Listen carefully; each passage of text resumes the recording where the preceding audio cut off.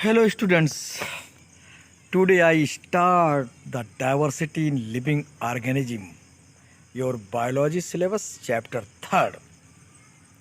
जैसा कि इसके पहले हमने chapter first and second mean cell and tissue का वीडियो बना के आपको भेजा था और उसके वैसे भी यूट्यूब वीडियो सॉल्यूशन नोट्स सब कुछ पहले ही प्रोवाइड करा चुके हैं हम और अपने द्वारा खुद बनाया हुआ वीडियो हमने आपको दिया एक्सप्लेन करके जिससे आपको कुछ समझ में आए।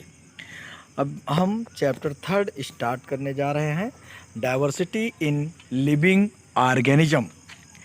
Diversity means variation, differentiation.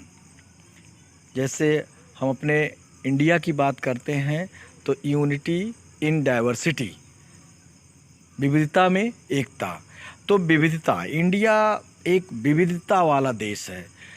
यहाँ पे different culture, different religion, different language, जैसे कि हमने सिविक्स में बताया, ऐसे ही साइंस में, बायोलॉजी में डिफरेंट टाइप के living organisms, plants, animals, micro organism, insects पाए जाते हैं। Means different types of flora and fauna, means plants and animals.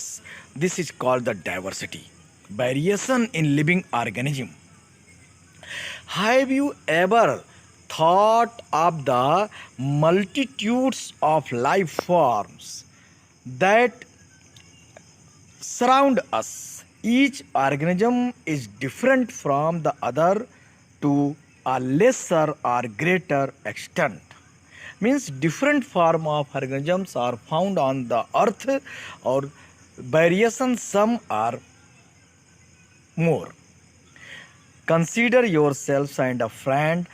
Are you both of the same height? Does your nose look exactly like your friend's nose? Is your hand span the same as your friend's? However, if we to compare ourselves and our friends with a monkey, what would we say?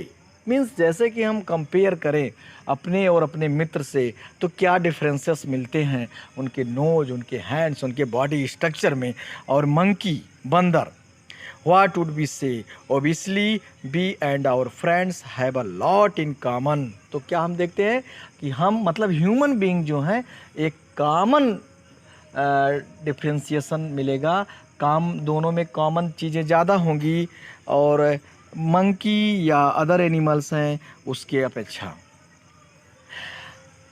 But suppose we were to add a cow to the comparison, we would then think that the monkey has a lot more in common with अस।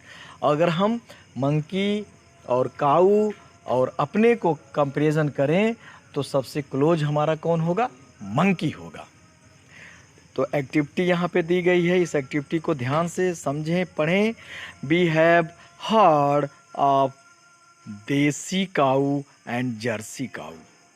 देसी काऊ, Jersey काऊ मतलब क्या? देसी मतलब जो हमारे Indian की हैं और जर्सी क्या है? ये विदेशी मूल की हैं, हाइब्रिड क्लास की हैं। Does a desi cow look like a jersey cow? Do all desi cow look alike? Will we be able to identify a jersey cow is a crowd of देसी काऊ? तो जितनी भी देसी काऊ हैं वो सब लगभग एक जैसी दिखती हैं और उनको हम भीड़ में भी पहचान लेंगे। जर्सी काऊ के बीच में अगर एक देसी काऊ है तो उसको भी। क्यों? जर्सी काऊ क्या है? ये 2 ब्रीड से आई हैं, मतलब 2 विभिन्न प्रजातियों के संकरण से बनी है, तो जो कि उसमें दोनों के गुण जो है समाहित है, इसलिए वो इससे डिफरेंट मिलती हैं। What is the basis of our identification? मतलब हमारे आइडेंटिफिकेशन का क्या आधार बनता है, कैसे हम उसे पहचानते हैं? तो in this activity we had to decide which characteristics were more importants in forming the desired category. Hence, we were also deciding which characteristics could be ignored. Now think of all the different forms in which life occurs on Earth. On one hand, we have microscopic bacteria of a few micrometer in size, while on the other hand we have blue whale। मतलब देखते हैं कितना variation है shape और size में। कुछ इतने हैं कि जिनको हम नेक्ड आई से नहीं देख पा रहे हैं, माइक्रो में उनकी काउंटिंग कर रहे हैं, नैनो में उनकी काउंटिंग कर रहे हैं साइज की, और कुछ इतना है कि व्हेल जैसे कि अर्थ का largest animals. The trees of California of approximate size of 30 meters and 100 meters respectively। ऐसे प्लांट्स में भी माइक्रो फाइटोप्लैंक्टन से लेकर के लार्जेस्ट ट्रीज।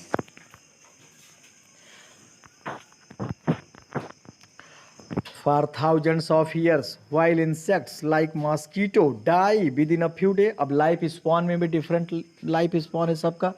कुछ एनिमल्स 1 डे से भी कम लाइफ स्पॉन होता है, और कुछ जो है 300, जैसे टॉर्टाइज कहता है कि सबसे लंबे समय तक जीता है। तो इनके लाइफ स्पॉन में भी डिफ्रेंसिएशन देखने को मिलता है। तो शेप में हो गया, साइज में हो गया, लाइफ स्पॉन में हो गया। Life also ranging from colorless or even transparent worm to brightly colored birds and flowers। This the bewildering variety of life around us has evolved on the earth over billions of years। However, we do not have more than a teeny fraction of this time to try and understand all these living organisms, so we cannot look at them one by one।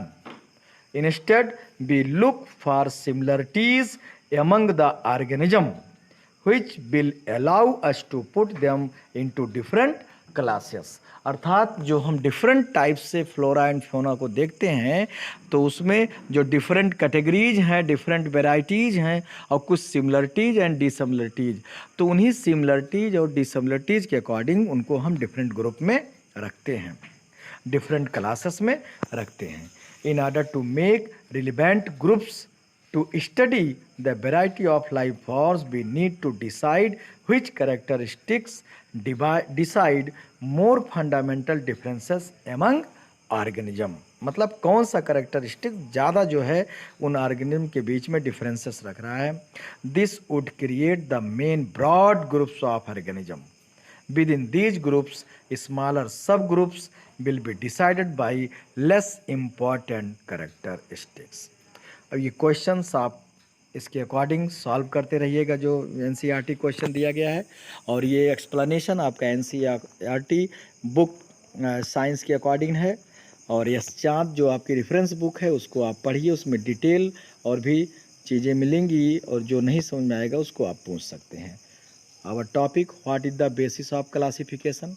Classification का क्या basis है, किस आधार पे classification किया गया है।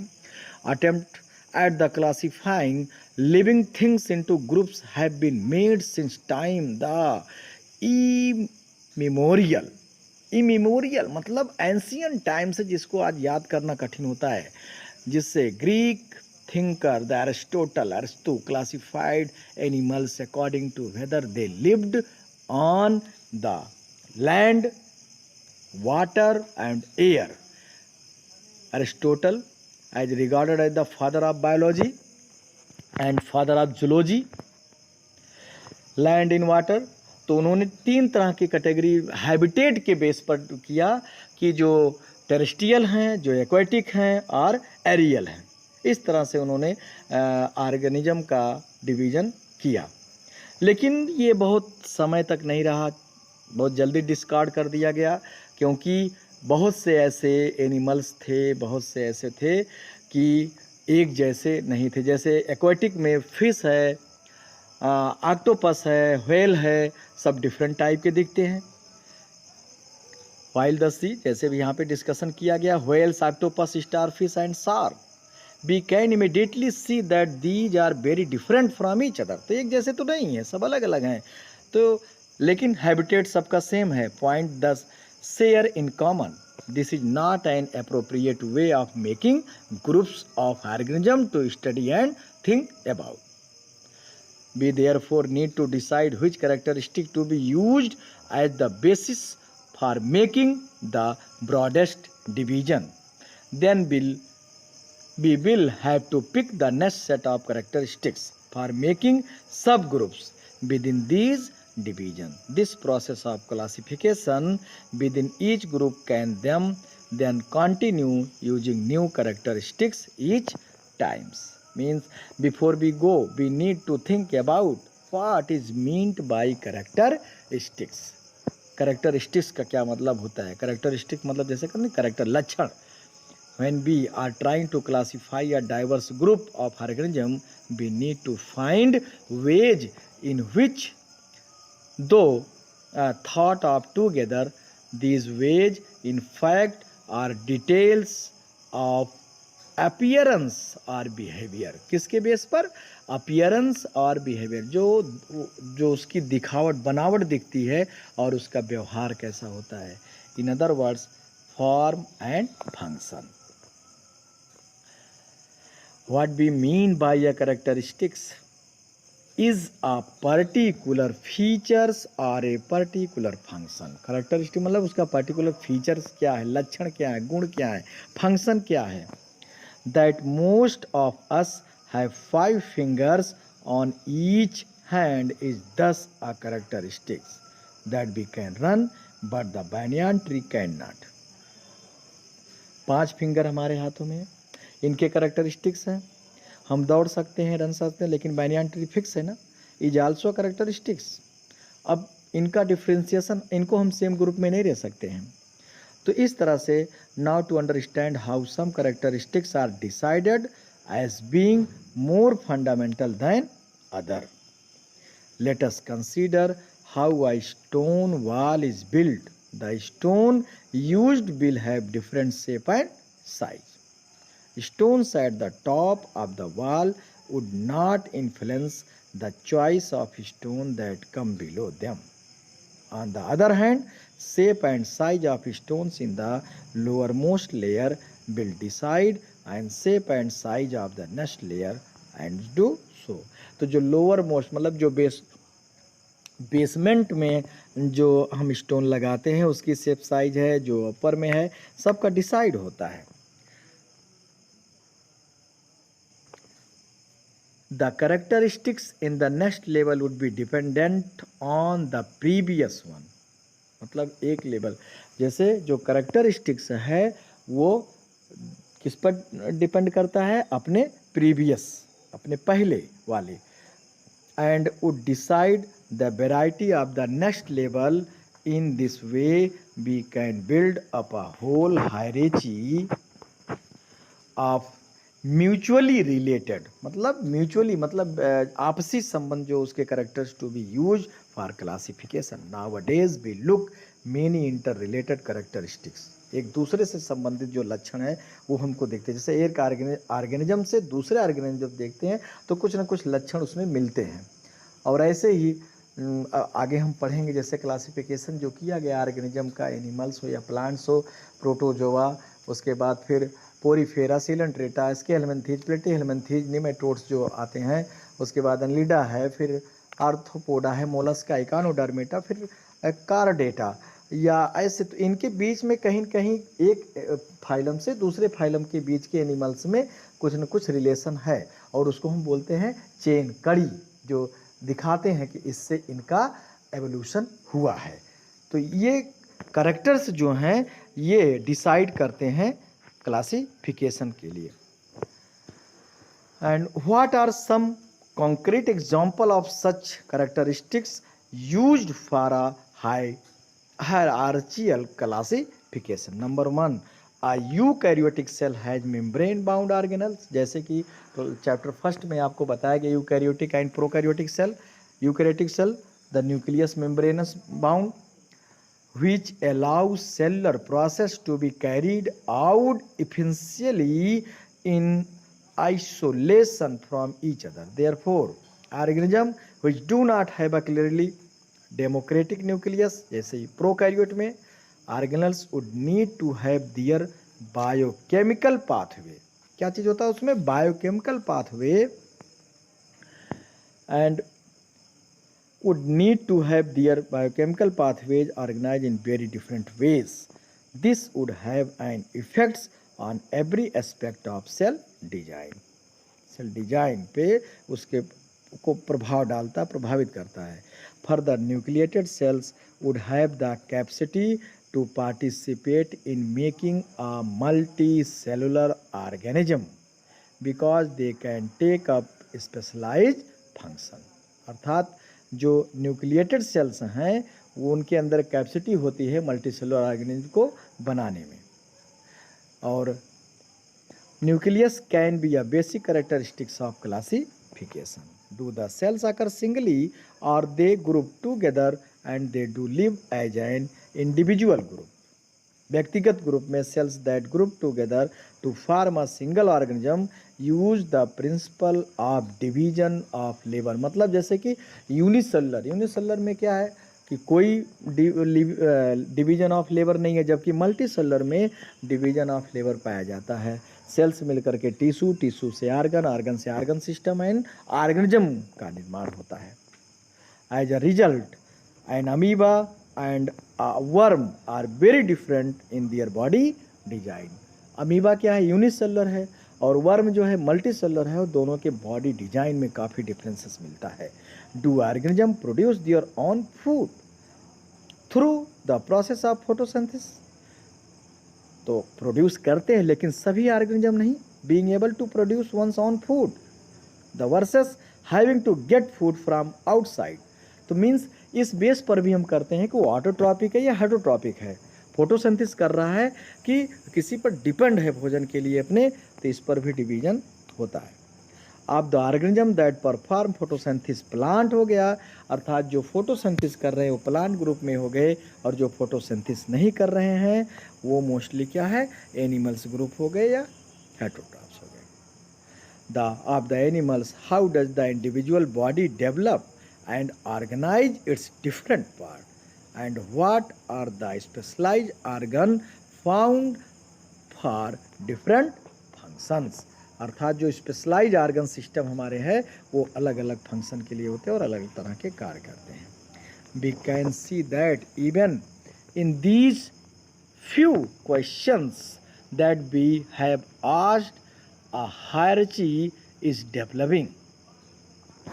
Characteristics of body design used for classification of plants will be very different from those important for classifying animals.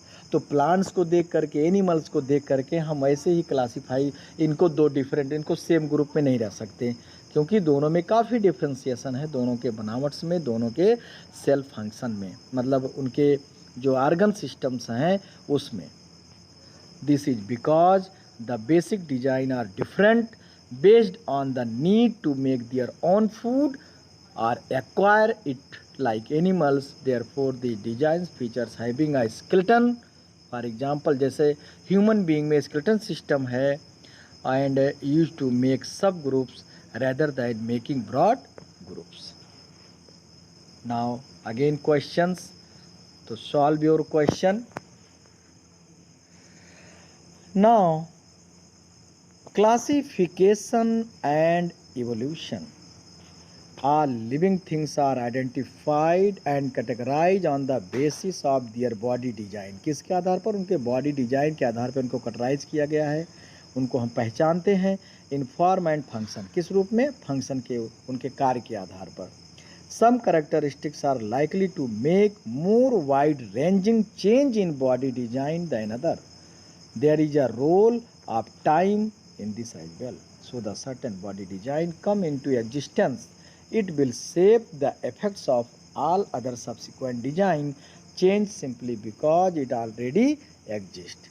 In other words, characteristics that came into existence earlier are likely to be more basic than characteristics that are come into existence later. मतलब जो characteristics हैं एक organism में वो अपने pre existing, मतलब जैसे कहते नहीं कि cells are formed by the pre existing cell, मतलब नई सेल जो है पुरानी सेल से ही बनती हैं. ऐसे जो कैरेक्टरिस्टिक है ऑर्गेनिज्म में वो किससे? अपने पूर्वज से तो से मिलते हैं. This means that the classification of life forms will be closely related to their evolution. अर्थात जो क्लासिफिकेशन ऑफ लाइफ वो किससे रिलेटेड है? एवोल्यूशन से। विकास जो विकास हुआ है, अर्थात जिनका उनका विकास हुआ है, अर्थात वो पूर्वज से, एंसेस्टर से। What is evolution? एवोल्यूशन क्या है? Most life forms that we see today have arisen by an accumulation of change in body design that allow the organism the possessing them to survive better. Charles Darwin first described the idea of evolution. He was known as the father of evolution.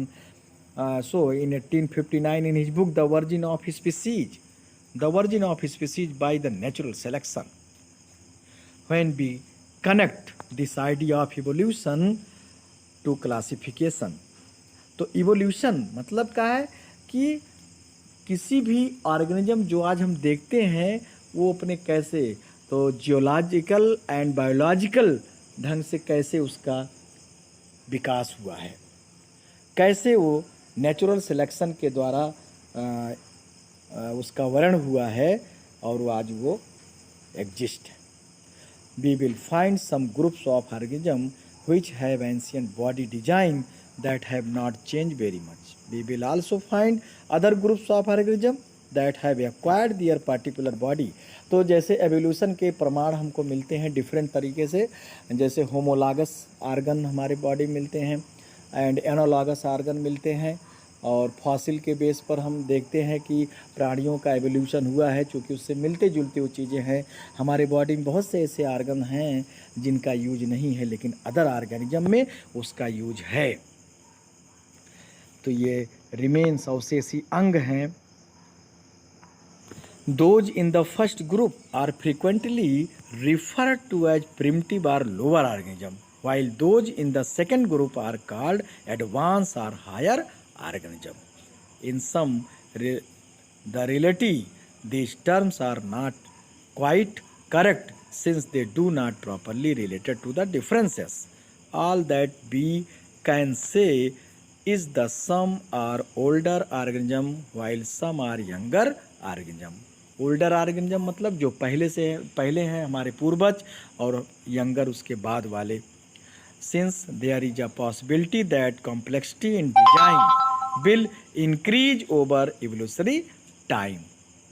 मतलब कि possibility that जो संभावनाएं बनी, complexity जो जटिलता आती गई जैसे जैसे समय बीतता गया और एवोल्यूशनरी टाइम बीतता गया, आज जटिलता उसमें जटिलता आती गई, कॉम्प्लेक्स होती गई.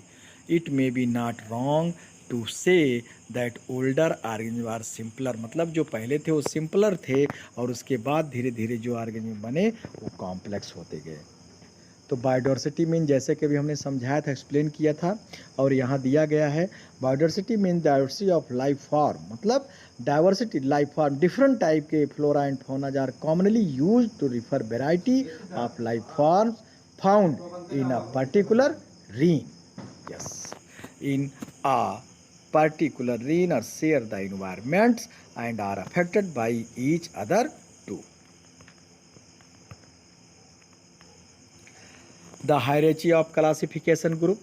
The biologists such as the Ernest Haeckel, जैसे कि पहले हमने बताया था अरिस्टोटल ने सबसे पहले दिया था, उसके काफ़ी समय बाद जो है 1894 में एर्नेस्ट हैकल ने दिया, और इन्होंने जो है 3 कैटेगरी 3 किंगडम मतलब क्लासिफिकेशन किया कि प्लांट, एनिमल्स, और एक ग्रुप दिया बैक्टीरिया का.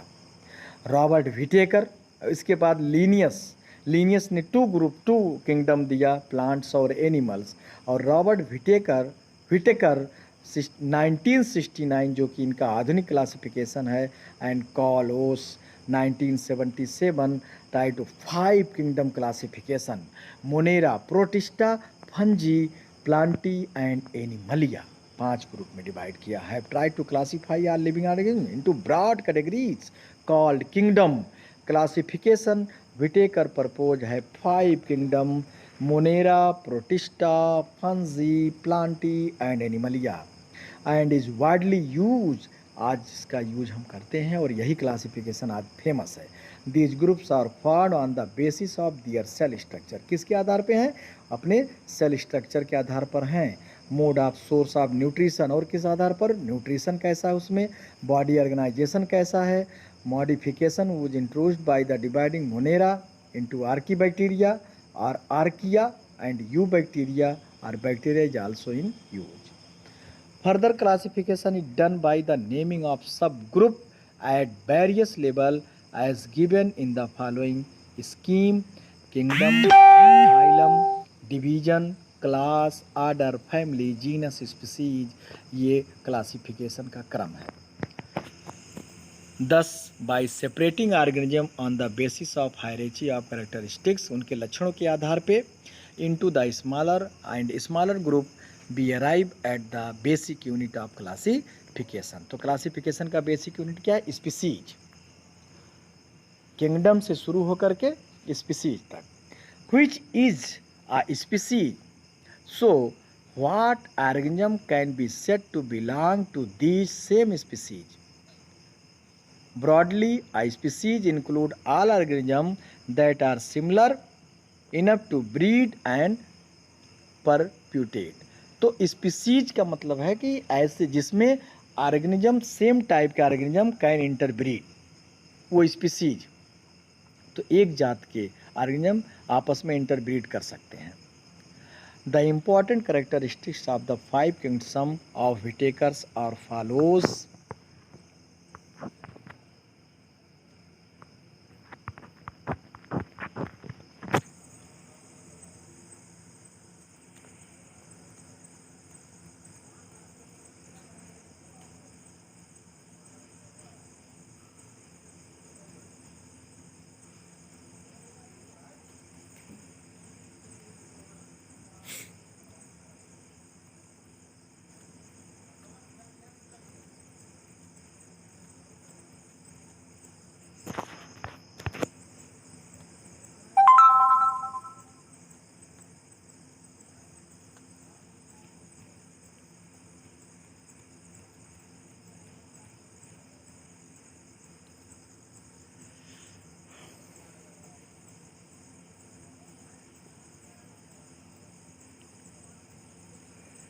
तो फर्स्ट है, sorry for delay, Monera. These organism do not have a defined nucleus organ. तो मोनेरा में किसको रखा गया है? Unicellular prokaryote. Unicellular prokaryote organism को इसके अंतर्गत रखा गया है, जिसमें सेल मेम्ब्रेन डिफाइंड नहीं होती है. So multi cellular body design. On the other hand, they show diversity based on many other characteristics. तो ये काफ़ी डिफरेंस होते हैं. Some of them have cell wall while some do not. कुछ में सेल वॉल होता है जो प्लांट कैटेगरी में हम इंक्लूड कर सकते हैं, कुछ में नहीं है.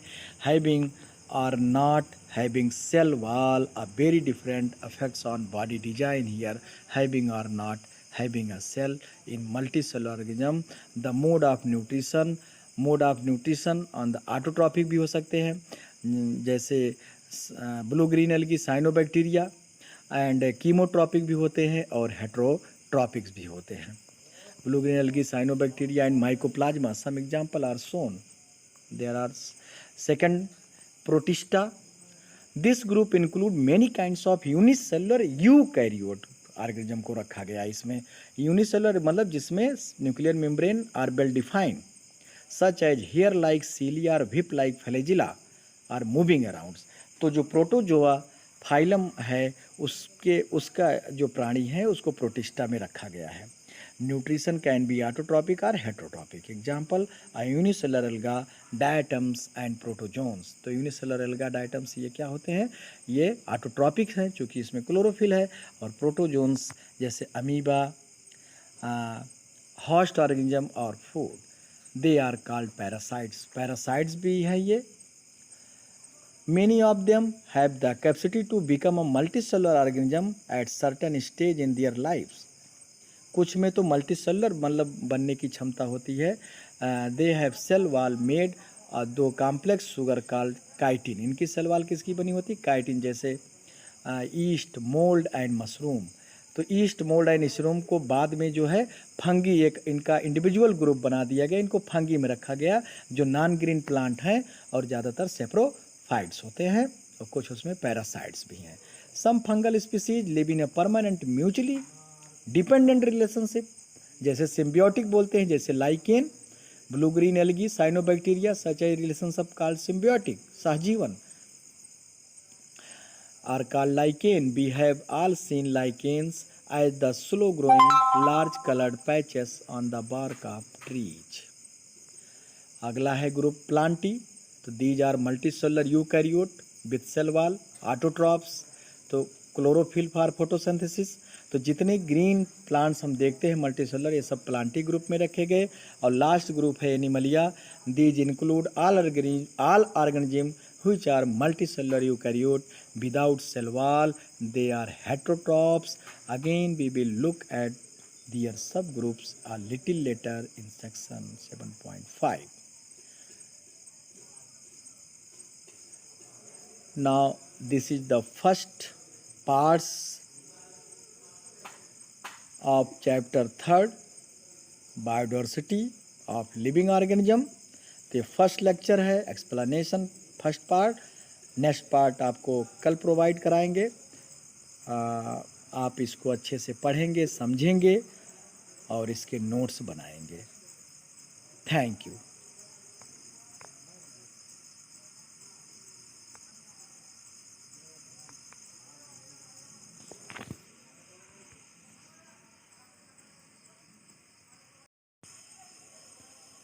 Hello, I starts next point, organism classification जो है उनके प्रोकैरियोट्स एंड यूकैरियोट, मतलब न्यूक्लियर मेम्ब्रेन है या नहीं है उसके आधार पे। Prokaryote unicellular Monera, eukaryotes unicellular Protista and multicellular with cell wall means Plantae, without cell wall Animalia. अब विथ सेल वॉल को दो ग्रुप में डिवाइड किया गया, do not perform photosynthesis fungi and able to perform photosynthesis Plantae.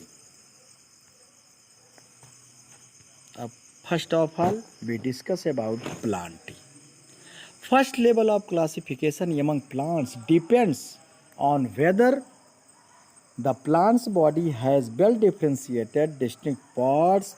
The level of classification is based on whether the differentiated plant body has special tissue for the transports of water and other substances. Means कि vascular bundle है या नहीं है, और stem, root, leaves में differentiation है कि नहीं है, इन सब के भेद में सीड मोनोकॉट है कि डाइकॉट है, सीड नेकेड है या सीड फ्रूट के अंदर है, फ्लावरिंग प्लांट है कि नहीं है, इन सब बेस पर डिवाइड किया गया है। तो number first Thallophyta.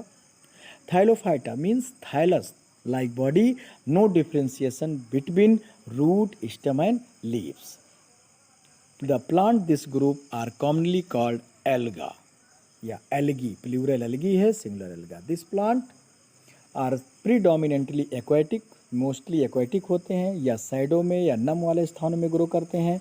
Spirogyra, Ulothrix, Cladophora, Ulva and Chara, these are the example of Thallophyta. Next Bryophyta. Bryophyta is called the amphibians of plant kingdom. जैसे एम्फीबियंस ऑफ एनिमल किंगडम हमारा frog होता है, तो amphibians of the plant kingdom means पादप जगत का एम्फीबोबैधर्मी, मतलब ये टेरेस्ट्रियल भी होते हैं, एक्वेटिक भी होते हैं। Plant body commonly differentiated from stems and leaf like structure. There are no specialised tissue for the conduction. थोड़ा यहाँ डिफ्रेंशिएशन पाया जाता है लीव्स, रूट में, स्टेम में, लेकिन फिर भी वैस्कुलर बंडल यहाँ ट्रू नहीं होता है। Substances from one part of the plant body another. Examples mosses, funaria and mercansia. मास जो हम देखते हैं दीवारों पे, ईंटों पे, पुराने काई जैसा मखमली जमा होता है, और एग्जाम्पल आप देख रहे हैं, यस चाँद में आपको और क्लियर कलरफुल डायग्राम दिखाई देगा।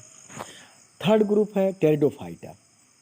इन this group the plant body is differentiated into root, stem and leaves, मतलब ट्रू प्लांट जिसको हम कह सकते हैं, यहाँ से शुरू होता है।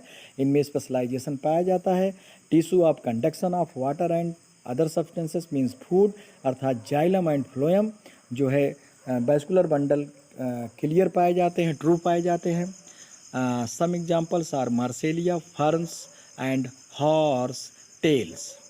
Reproductive organs in plants in these three groups are very inconspicuous and they are therefore called cryptogams. Cryptogams मतलब जिनके गैमीट छुपे होते हैं, are those with hidden reproductive organ.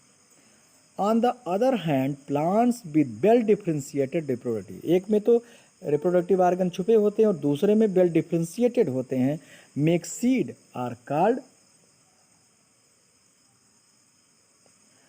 phanerogams.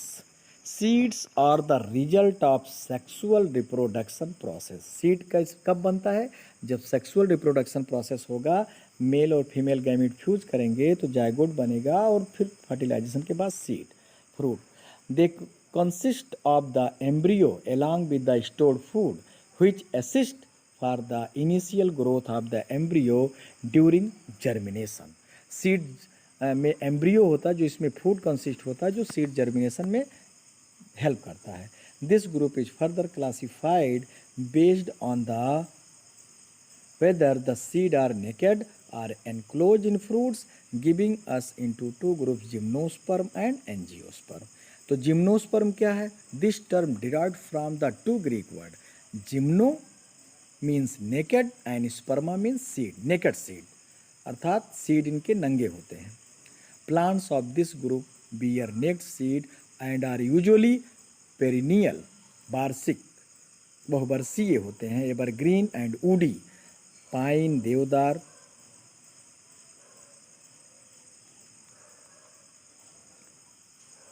Second group, angiosperm.